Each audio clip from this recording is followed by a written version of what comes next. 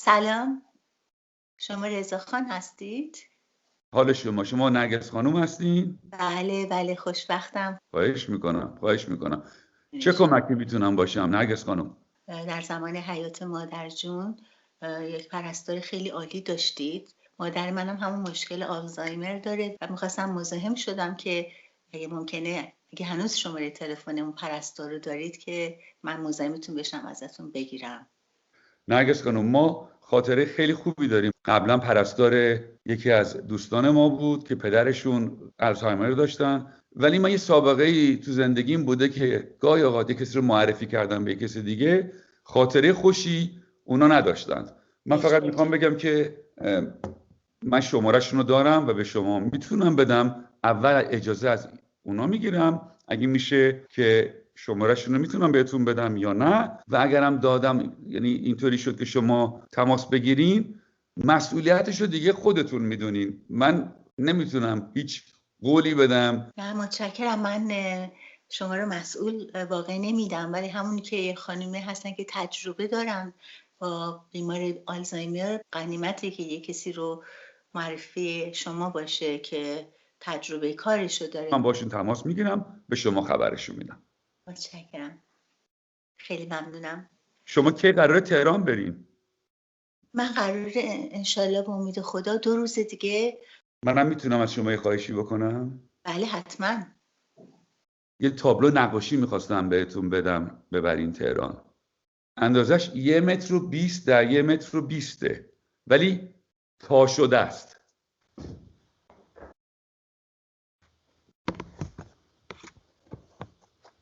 ببینید این مثل پارچه است. چرا خاموش کنم و اوکی. اون خانم عکس کی هستند؟ اینو میگین؟ بله، چقدر قشنگه. این زینت جونه. بله، عکس روز عروسیشون بود. به به، چقدر زیبا. خیلی قدیمه. چشم رضا خان، من حتما با کمال میل این تابلوتون رو براتون میبرم و فقط شما یه شماره تلفن تماس بدید که من چمدونم خالیه. راستی میخواستم ازتون یه سوال خصوصی بپرسم اگه اشکالی نداره. خواهش میکنم. شنیدم که شما الان در حال حاضر مجرد تشریف دارید. من یه خانوم میشناسم به اسم شهناز ایزدی. شما این خانوم رو میشناسید؟ این خانوم بسیار عالیه. من فکر میکنم که شما به هم خیلی میاین. خانوم شهناز ایزدی رو که دوستای صمیمی من هستن. خانم شهناز ایزدی. بله سلام. چطوری؟ خوبم، تو چطوری؟ عالی. چطور یاد ما کردی بعد از این همه سال؟ دوست عزیزت الان داشتم باش ویدیو کال میکردم. دوست عزیز من کیه؟ دوست عزیزت خانم نرگس. خانم نرگس؟ گفت یه بار تو توی مهمونی دیده، میخواد تو رو به من معرفی کنه چون خیلی عالی و شایسته هستی. آره الان یادم اومد. توی یه خانمی که دائم سوال میکرد از من، پس واسه همین بود. کجا با این آشنا شدی؟ همینجوری توی مهمونی بودیم، هی دیدم از دور داره نگاه میکنه و بعد اومد جلو و سوالای مختلف و آخر سرم همین خواست راجع به همه چیز من بدونه دیگه. پس میخواست منو به تو مرتبط کنه. گفتش که شماره شما رو میگیرم، شماره اونو میدم، شما با همدیگه تماس بگیرین. خوبه. آیا میشناسینش؟ گفتم بله، من از 5 سالگی مام بابامون میدونی. بهش گفته بودم که به سلام زیاد برسونه، ولی دیگه گفتم خودم به زنگ میزنم. باعث شد به تماس بگیرم باهات. سیروس چطوره؟ خوبه. تو کامی چطوره؟ خوبه؟ اونم خوب. دیگه مرد شد.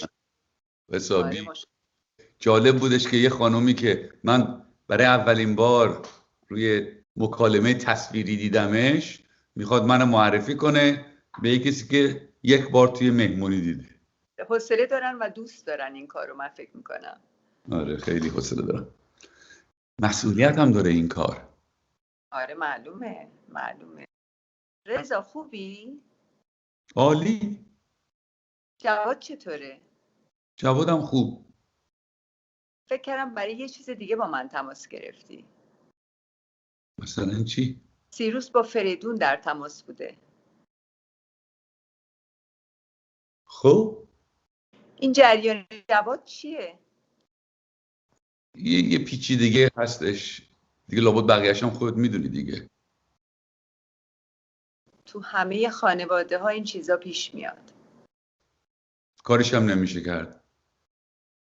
نه متاسفانه. آره عزیز. به هر حال خوشحال شدم دیدمت. این خانم قرار بود سلام برسونه بهت ولی خواستم خودم ببینمت. منم خیلی خوشحال شدم دیدمت.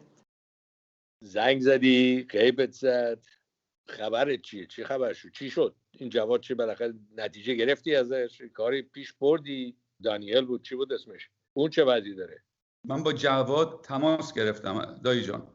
بهش گفتم که هر کاری دلم بخواد دیگه میکنم. به جواد گفتم که شما پیشنهاد کردین موشو بکنم و همون تست دی ان ای و اینا. شنیدی؟ خوشش نیومد. خوشم اومد. خوشش نیومد. خوشش نیومد. بله. چه خبر شد؟ چه دایی فریدونم با هم تماس گرفت. زنگ زد آخر شب بود. کلیم فریدون منو سینجین کرد. ببینم اون پسر ناخلف با تو تماس میگیره، حرف میزنه با من، به باباش جواب تلفن نمیده. ازم کدوم گوری هستش؟ تو فلتش. فلت عمش، فلتی بود که من خریدم براش. بهش بگو بیاد وظیفه‌شو به انجام بده، بره این کار کاسبی ما رو بگردونه. یه ما پیش شدیم خسته شدیم و راستش بخوای حوصله هم ندارم. بگو دیگه غلط کرد. چه فریدون چی گفتش؟ گفتش که کامی باش تماس گرفت و اصرار که من جواد رو وادار کنم که بره این پسره رو ببینه. منم عذر میخوام ولی خیلی تند با فریدون صحبت کردم. خب تا هر چقدر میخوای تند صحبت بکن. ببینم این کامی مگه اینجا کلانتر محل شده؟ مگه یادتون باشه اون روز که باهاتون حرف زدم گفتم بهش 24 ساعت وقت دادم دیگه، هر کاری میخواد بکنه دیگه، من نمیدونم. اختیار کار و رفتار بچه‌تون نداری دیگه ها؟ شما رو بچه‌تون کنترل دارین؟ دیگه فضولی موقوف. قرار نشدی وقتی بیای این حرفا رو بزنی. یه تلفن تو دادم خانم به نام نرگس، با تماس میگیره، مادرش تهرون گرفتاری پیدا کرده، احتیاج به پرستار داره. دایی جان نرگس خانم زنگ زد. به همین سودی؟ زنگ زد و من گفتم بله پیگیری میکنم، کمکشون میکنم، زنگ میزنم، تلفناشون رو میدم و با هم کانتکت کنم. یه بستم قرار شد برای من تهران ببرم. بده دایی گوش بده. بعد گفتش که اجازه هست سوال خصوصی ازتون بکنم؟ به تو هم برو گفتی بله. گفت شما مجردی؟ گفتم بله. گفت من میخوام شما رو به یه خانومی معرفی کنم به نام خانم شهناز ایزدی. چه خاطراتی داره. ای بابا، چه سد کرجسکی رو آب، جمعه ها پنجشنبه شب تو جمعه بعد از ظهر، یادش میخواد. چه مملکتی داشتیم آقا. چی بود چی شد؟ چی شد؟ گفتم به شهناز سلام برسونین تهران میری. دیگه جلو خودم نتونستم بگیرم. اینجا جالبه دایی. زنگ زدم به شهناز و سلام علیک و احوال پرسی. آخرش گفت خوبی؟ گفتم خوبم. گفت جواد خوبه؟ گفتم خوبه. گفت این جریان جواد چیه؟ و تمام دو خبردار شدن. گفت فریدون زنگ زده درد و دل کنه با سیروس. چرا فریدون چی داره که درد دل با سیروس میخواد بکنه؟ اونم تو تهران، اون نشسته تو سنت جانز بود تو آپارتمان که ما براش خریدیم، که هیچ گویی نمیخوره غیر از این که بره قانون بازی کنه و پارتی بکنه و این چه جور بچه‌ایه؟ حالا بگو من حرفتو بگو. ببخشید یه پیام از کامی اومد. من به شما زنگ میزنم دایی جان. مریم با من تماس گرفته، ناراحت و گریه میکنه که رضا به من پرخاش کرد، سر من داد زد، با من بد اخلاقی کرد. منم موندم این وسط که سر چی؟ جریان چیه رضا؟ چه خبره؟ چی شده؟ راست میگه. راست میگه؟ آره راست میگه. ببین میخوای توضیح بدم؟ آره عزیزم. مریم جون به من زنگ زد میس کردم، من زنگ زدم پیداش کردم، صحبت کردیم، گفتش که رفته بود سر زمین لباسون. خلاصه قصه اینه که میگفت زمین شرقی که مال منه بهتر از زمین غربی که مال شماست. خب گفتم که من اینا رو همه رو با جواد طی کرده بودم 5 سال پیش. کاش که 5 سال پیش گفته بودی که نظرت اینه. گفت من زمین شرقیه رو بیشتر میخوام تا زمین غربیه. و چرا مال من باشه شرقیه، غربی مال شما باشه؟ ناراحت شدم، منم تند باش حرف زدم و گفتم که باش نمیخوام صحبت کنم. گفتم دلیلش هم اینه که اگه قرار دعوایی بشه سر این چیزا، من ترجیح میدم با برادرم دعوا کنم تا با مریم جون. خب بعد از این من زنگ زدم به کوروش پسر فریبرز ببینم سخته این زمینا رو اسم رو عوض کردن، شمال جنوبی کردن. بعد حسین پسر بنگایی زنگ زد، گفتش که بله مریم خانم رفته اونجا، مثل که بد اخلاقی کرده، گفته بنگایی ها دزدند، گفته شما ساخت و پاخت کردیم با رضا و از دفترم از بنگام میخواد بیاد بیرون، سیگارش مچاله کرده پرت کرده اونجا. حسین آقا برخورده بود. این قصه حسین آقاست. زنگ زدم به زیانور. سیانور بریلیون. بله. گفتم اون سنگه که مال مامان بود چه قیمتی داره؟ گفت تو بازار بین المللی امروز $240,000. متاسفم که مجبور شدم این کارا رو بکنم، چون که مریم که این عکس العمل نشون داد، من حس کردم که شاید وقتش باشه ما حسابامون رو سوا کنیم، انقدر ریلکس نباشیم راجع به همه چی. تا حالا که من و تو مشکلی نداشتیم. رضا جان، من و شما خدا رو شکر هیچ وقت به هیچ عنوانی نذاشتیم هیچی بیاد میون برادری من و شما. اون زمانم که این زمین اومد گفتم هر جور دوست داری. بعدشم من نمیدونم بابا مریم الان حال مادرش چیزی عصبی از خدا رو، اینکه همینجوریش یکم عصبی و تند میشه یهو جرقه بیزنه. من نمیدونم حالا اونجا چی شده، خب اونا بهشون برخورده، نمیدونم. بله گران قیمت، بهادار، 4 قیراط، یه چیز نفیسیه. شما اینو برداشتی دادی که آرزوی زینت جون برآورده شه. عزیز قربون تو برم، حالا اصلا من و تو این حرفا رو نداری. برادری من و تو خیلی ارزه، اصلا نمیشه روش قیمت گذاشت. نمیدونم چی بگم. تو خودت رضا چرا انقدر یکم عصبی هستی؟ یکم تیره میزون نیستی؟ چی شده؟ کم میخوابی؟ چیه؟ نکنه جریان این پسره ناراحتت داره میکنی؟ نه بذار. بابا جون سلام، ببخشید پیاماتون رو ندیده بودم. من الان ایستگاه پلیسم توی پرتغال، چیز مهمی نیست. باهاتون صحبت میکنم زود. خداحافظ.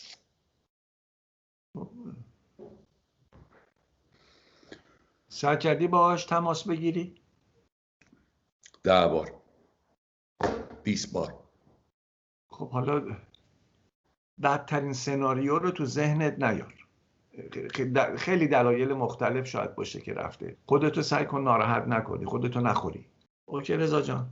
باشه عزیزم، در تماس خواهیم بود. منو در خبر بذار رضا جان. هر موقع شب و روز نداره، فقط به من خبر بده. مریم جان حال شما؟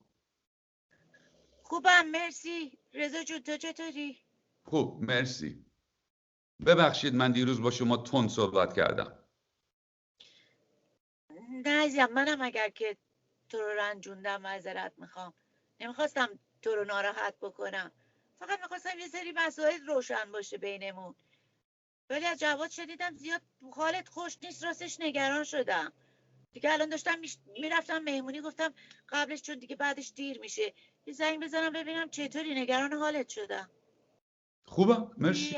خوبه؟ خوبم. کامی خوبه؟ کامی خوبه؟ دیگه اونم برای من تعریف کرد که حالا دقیقا نمیدونم، ولی گفتم ببینم که انشالله چیزی نبوده باشه، برطرف شد.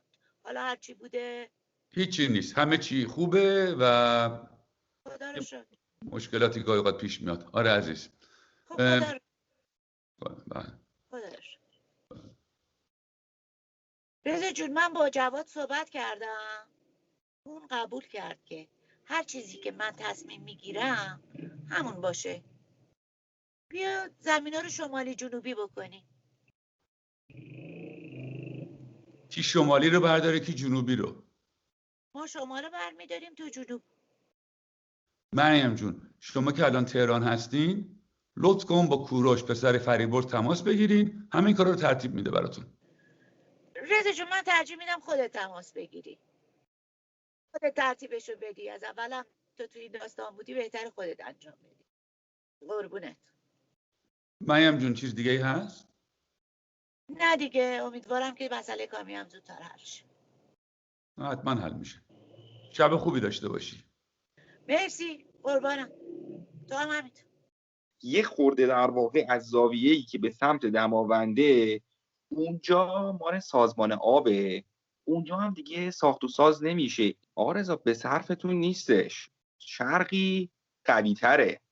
این شما اونور دید دماوند رو دارید، این خلاصه این نگرش داریم بهتره.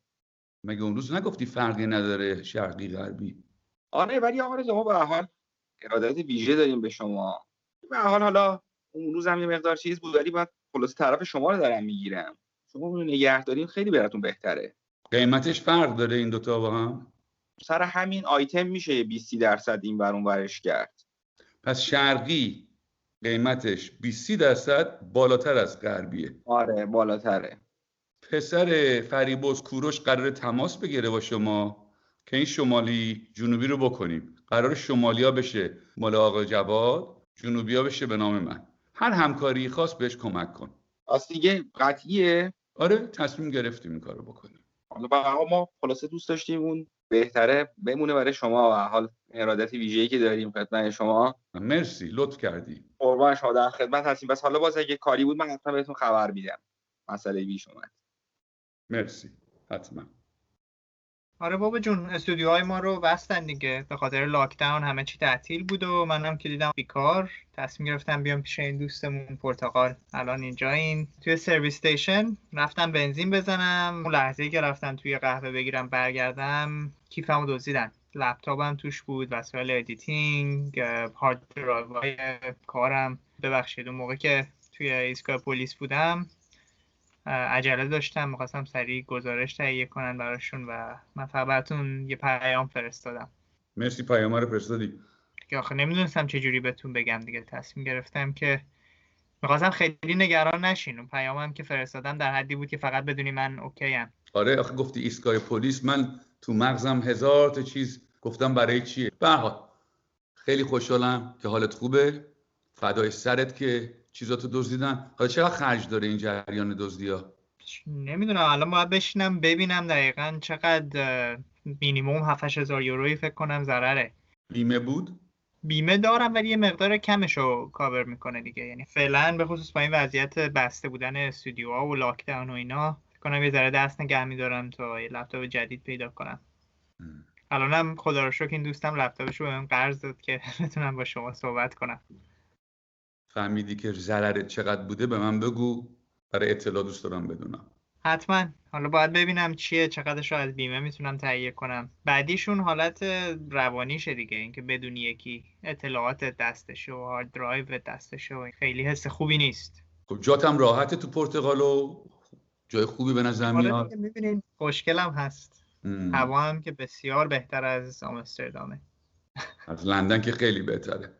کامی، فریدون بهم گفت که تو در تماس بودی باهاش. آره صحبت کردم باهاش. من با شهناز ایزدی صحبت میکردم تهران، گفتش که سیروس با فریدون در تماس بوده.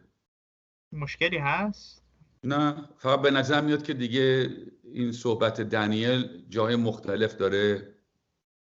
آره خب بالاخره ما بین خودمون یه بحثی رو انداختیم. خواستم ببینم شما ناراحت میشین که ما مثلا داریم سعی میکنیم یه جوابی به این مسئله پیدا کنیم بین خودمون. شما هر کاری دوست دارین انجام بدین. من به دنیل تکست دادم، آره بهش گفتم جواد بهرامی عموی منه، خواد با من یه قرار ملاقاتی داشته باشه. منم گفتم بهش توضیح دادم که الان آمستردامم، هر وقت برگردم لندن خوشحال میشم ببینمش و براش مهم بود که منو ببینه. فریدون لندن هست، فریدون میتونه بره دیدنش. بین خودمون داریم صحبت میکنیم که چجوری جلو بریم، ولی آره ممکنه فریدون ببینتش. کی برمیگردی؟ لندن، آمستردام؟ فعلا برنامه مشخص نیست، با این وضعیت مرزها این روزا خیلی نمیشه برنامه ریزی کرد، ولی بیشتر از 3 هفته نمیخوام اینجا باشم. خواستم خیلی نگرانتون نکنم، ولی بالاخره مجبور شدم که اون پیامو حداقل براتون بفرستم که بدونین اوکی ام. آره، ولی اگه گفته بودی من فقط اوکی ام بهتر بود تا اینکه بگی من ایستگاه پلیسم در پرتغال. ببخشید نگرانتون کردم. خلاصه قربونت برم، عیبی نداره. آه، چی بگم. مراقب خودتون باشین. فعلا خداحافظ. خداحافظ. جوونه دیگه، باید ببخشیم دیگه. حالا خودم هم سن شما بودم همینطور بودم، ولی اون موقع این تلفن‌های موبایل نبود. پدرم اصلا آگاه نمیشد که من رفتم ایستگاه پلیس. اون شبم که تو زنگ زدی من تند بودم با تو. فکر نکنم میدونستی چقدر من با جواد کلنجار رفتم رازیش کنم که بره این پسره رو ببینه یا تکلیفش رو روشن کنه. منم یه خورده فکر کنم زیادی رفته بودم روی بحث و گیر داده بودم که حتما باید حرف بزنین و صحبت کنین. خب تحملتون کمتر بود از روزای معمولی. حالا پیش میاد دیگه. خب شنیدم تو و کامی دارین میرین جلو که پسر خوبیه. کی پسر خوبیه؟ دنیل پسر خوبیه، پسر از ماهیه. کجا میدونی؟ 2 تا تکست گرفتین، زود اینقدر به نتیجه نرسین عزیزم. ما هیچی نمیدونیم فریدون. بهتر نیست مثبت نگاه کنیم؟ شاید بتونه یه عضو خوب به خانواده باشه از این به بعد. نمیدونم، البته نظر شما با بابا و جواد اینا همه یه جوره که همش باید بسته نگه داریم خانواده رو. از نظر من پسر خوبی. من دارم میگم از این آقا ما هیچی نمیدونیم، زود به نتیجه میگم نرسیم. همینطوری بگیم که این پسر جواده اشتباهست. چرا کامی ببینه؟ تو ببینش. اون گفته من میخوام شما رو ملاقات کنم. کامی گفته من آمستردامم، الان رفته پرتغال، تا 3 هفته دیگه هم آمستردام نمیره و لندن هم نمیره. تو موندی لندن فقط. چرا تو نمیبینیش؟ میبینمش. حالا تو داری میری این پسر رو ببینی که وصلش کنی به کسی که شاید پدرش باشه. پدر تو همینجاست تو لندن، یه زنگ بزن ببینش. آخه میخواد کنترل کنه. صاحب من که نیست که، صاحب زندگی من، صاحب سرنوشت من نیست که. وقتی میبینم منو درگیر میکنه با یه چیزای خیلی کوچیک و من نظر شخصی من این آدم خود باید آزاد باشه. تو اگه فکر میکنی زیر کنترلی، نذار کسی تو رو کنترل کنه. آزارم به کسی نمیرسه. دوست دارم فقط آزادی خودم رو داشته باشم. الان تو خونه زندگی میکنی که پدرت خریده. وظیفش بود. چرا؟ منم بچه داشتم، وظیفه‌م بود که از بچه‌م حمایت کنم، بهش کمک کنم زندگیشو به راه بکنم. آخه آدم وقتی که بچه درست میکنه حداقل باید این مسئولیت هم بپذیره. پس پدر خوبیه، با مسئولیته. بله. حالا تو قرار بذاری این آقا پسر رو ببینی، کجا میبینیش مثلا؟ مهمه؟ میخواستم بگم بیاد خونه، اینجا خونه ببینمش. میدونی چرا پرسیدم؟ چرا؟ که شاید منم بیام. جدا؟ من داشتم بهت اون شب میگفتم پدر خودم رو در آوردم که جوادو قانع کنم این تکلیف رو روشن کنه. توی به من اون شب گفتی الانم به من میگی جدا؟ چرا اینطوری حرف میزنی یا من؟ از یه طرف میگین براتون مهم نیست، نمیخواین درگیر باشین. آخه هفته قبل گفتین که زیاد براتون مهم نیست، میخوان اصلا بهش فکر نکنین. از یه طرف انگار دارین بهش فکر میکنین. خیلی داره عذابتون میده. نمیدونم، من یه خورده شک دارم. میگم حالا شاید واقعا یه خورده درگیر هستیم باهاش. شما اگه میخواین پسر رو ببینی برو ببین. من الان گفتم که شاید منم بیام. دلت خواست به من خبر میدی، دلت خواست خبر نمیدی. تماس با پسرتون که این آقا گرفته یه چیزی در شما بیدار کرده که به حال یه انسان 36 ساله است و من کی هستم، من کجا هستم، من کیم که دارم این وجود دارم فراموش میکنم به جای اینکه یه راه حلی پیدا کنم. که الان یه راه حل هست. چیزی که داره ناراحتتون میکنه از یه طرف امکانی هست که برادر شما یه پسری داشته باشه که الان 36 ساله و اگر وجود داشته باشه چی خواهد شد؟ و در درون خودتون که یکم حالت اینی که چرا من اینو زودتر نگفتم، چرا چاره‌ای نکردم، چرا مثلا الان، بعدش هم این مقدار سرزنش خودتون که چرا من قول خودم رو شکستم. الان دایلما اینه که من چیکار بکنم؟ آیا من برم این کارو بکنم، این کارو نکنم، چه کانسیکوئنسایی داره؟ من خانم دکتر اتفاقا نمیخوام دوراهی نیومدم که این کارو بکنم یا نکنم. قولی که به برادرم دادم شکوندم، لابد دلایلی برای خودش داره. شاید برادرم تو اشتباهه و من مسئولیت دارم که بیدارش کنم که آقا به این جریان برس. الان میگم آقا هر کاری کسی خواست بکنه، ولی اومدم کنار، من الان حس میکنم دارم جواب یک کارمایی رو میدم که خودم ایجاد کردم و اون شکوندن اون قولم بود. یعنی خودتون مقصر میدونی؟ خیلی. اگر قول نشکسته بودین چی میشد؟ وقتی که شما اون نامه رو پیدا کردین، عکس رو پیدا کردین و این داستان تعریف کردین برای کامی، خودتون گفتین که من این 5 ساله که ناراحتم. یعنی که حاضر بودین که به خودتون یه تمام عمرتون ناراحتی باشید ولی این جریان به خاطر قولی که داده بودین فراموش بشه؟ اینطور به نظر میاد. الان فکر میکنین راحت‌تر بود؟ بله راحت‌تر بود قولو نشکنم. درسته. ولی الان شکسته شده. شما فکر میکنین اگر خودتون دست به کار بشین، نتونین برادرتون رو نکنه، شما خودتون فکر میکنین که دلتون میخواد این کار بکنین یا بچه‌ها بکنن یا اینی که چی؟ یا الان گفتین هر کسی هر کاری که دلتون میخواد بکنه. من کاری نمیخوام بکنم.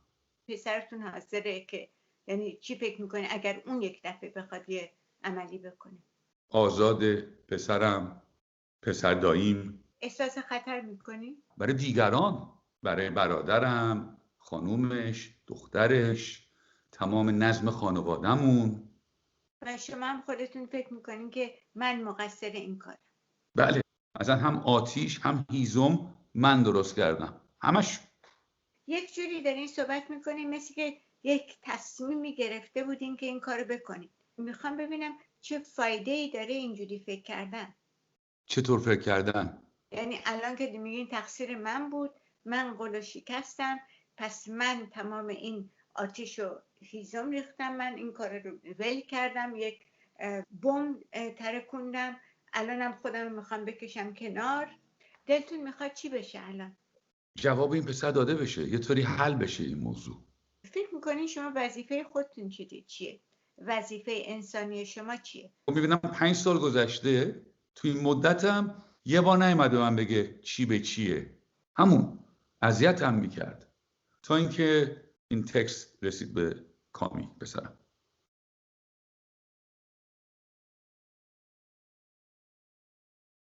سوالتون چی بود؟ از نظر وظیفه انسانی. وظیفه انسانی 5 سال پیش وظیفه‌مو انجام دادم. این تکست که اومد، این موقعیت خوبیه که به کامی بگم برادرم 5 سال کاری نکرده. اون انسان، این حس مسئولیتم بود.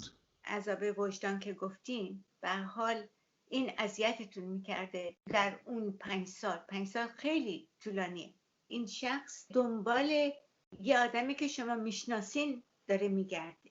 میدونین چی میگم؟ یعنی که وظیفه من چیه؟ این سوالی بود که شما با شکستن قولتون در اون موقعی که پسرتون گفت این تکست آمده، اینو خواستین یه مقداری باز کنین ببینین اصلا این چیه این آدم. بعد از این همه مدت هنوزم این آتش هستش که بخواد پدرشو پیدا کنه. خب واقعا آدم میتونه بگه بی‌انصافیه. این جریان بیشتر از نظر انسانی داریم مسئولشو میکنیم، ولی از نظر مسئولیت برادرتونه. به هر حال هر کسی مسئول کارای زندگیشه. اونم آدم میتونه بفهمه که چرا شما هیچ کاری نکردین برای 5 سال، به خاطر اینکه به هر حال مسئولیت برادرتون بوده. ولی همونجوری که گفتین این یه چیزی بوده که فکر میکنم که باید میامده بیرون و منفجر میشده که یه چیزی از توش درآد و این منفجر شدن آدم هیچ کس نمیتونه بگه چه چیزای اتفاق افتاد. هیچ کس نمیتونه بگه اگر پدرشم پیدا بکنه چه عکس العملی خواهد نشون داد. هیچ کس نمیتونه بگه، ولی واقعا زندگی هم همینه. میشه من شروع کنم؟ آره عزیزم بگو. کامی بهم زنگ زد، حالش خوبه، پرتغاله، خونه یکی از دوستاش، حوصلش سر رفته بود، آمستردام لاکداون بود، بلند شده بره پرتغال، سر راه تو سرویس استیشن رفته قهوه بخوره، برگشته لپتاپ و چیزاشو دزدیدن و به حال حالش خوبه. ای بابا، میگم کار گفتم بی خودی خودتو ناراحت نکن، خدا رو شکر، فدای سرش. بله به حال $7,000 خرج داره، ولی آره فدای سرش. با حسین زنگ زدم، پسر بنگاهیه، که بهش بگم کوروش پسر فریبرز تماس میگیره که این زمینا رو شمالی جنوبی کنه. توی حرفاش گفت آقا رضا این کارو نکنین. گفتم چرا؟ گفت شرقی بهتره، به سرتونه نکنین. میگم چرا بهتره؟ میگه ویو دماوند داره. میگم قیمتاش چیه؟ میگه فرق داره. میگم چقدر قیمتا فرق داره؟ میگه 20-30%.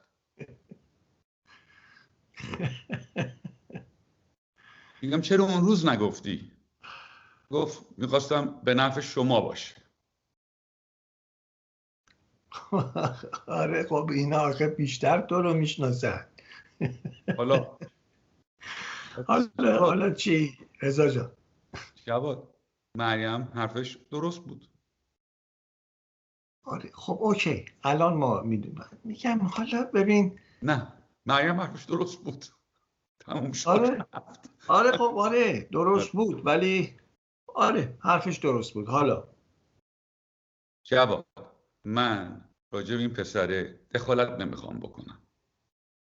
دوباره بهت میگم عذر میخوام برای اینکه اون قولو شکوندم. قول شکسته شده. وضعمون الان چیه؟ میخوام بهت اطلاع بدم دقیقا بدونی. کامی با فریدون در تماسه. فریدون با سیروس پسر شهناز ایزدی در تهران در تماسه. این ستایی با هم صحبت میکنن. خب چی میگن چی نمیگن من نمیدونم. کامی که به من صحبت کرد گفت به این پسر تکست داده، گفته که جواد بهرامی عمو منه. اون پسر جواب داده گفته من تو کامی رو دوست دارم ملاقات کنم. کامی گفته من آمستردامم، هر وقت لندن بودم شما رو میبینم. الان پرتغال کامی، ولی این تکستا تو آمستردام بود.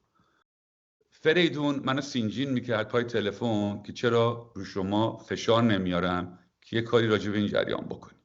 الان خیلی ساده واضح نگاه کن چی جلوته. این سه تا پسر دارن تماس میگیرن با هم، شاید سارا قاطیشون باشه، من نمیدونم. کار خودشون رو دارن میکنن. یا تو میتونی کار خودتو بکنی یا هیچ کاری نکنی. فقط میخوام آگاه باشه که این حرکت انجام شده.